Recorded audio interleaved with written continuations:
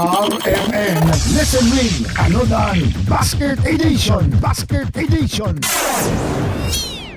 Yes, mga kasama, maing hapon ang sab naton tanan. Niya napunta karon sa atong pahalipay sa atong RMN Listen Win panud-an kasama basket edition. Okay, ani amay atong suking tigpaminaw dinhi kasama atong abtan.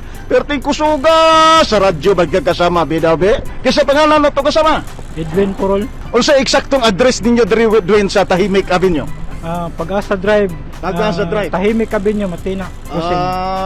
Tinuod yun kasama nga tahimik yun kay pag-abot na mo diri kasama kagani wa gyud sasaw.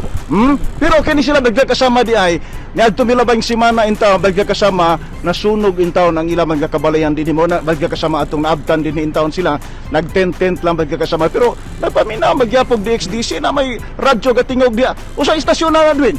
Arlimen. Adi basta-basta yun, no? Pagkakasama. Kesa may kailan ni mo sa DXDCB. Siyempre sir, ikaw. Adi basta-basta yun, ha? Kesa nga na ko? Sir Eren. Adi basta-basta yun, eh. Okay, Dwin, tugon na, Dwin. Tanamo ka pasalamatan, dawata, Dwin, ang atong pahalipay. Panood ang promo pagkakasama. Kinini ang bangos nga.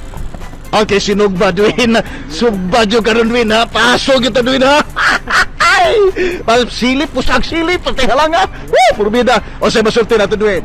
Dako kay salamat sa Armen Davao. Yes. Salamat kayo. Salamat kayo din, ha?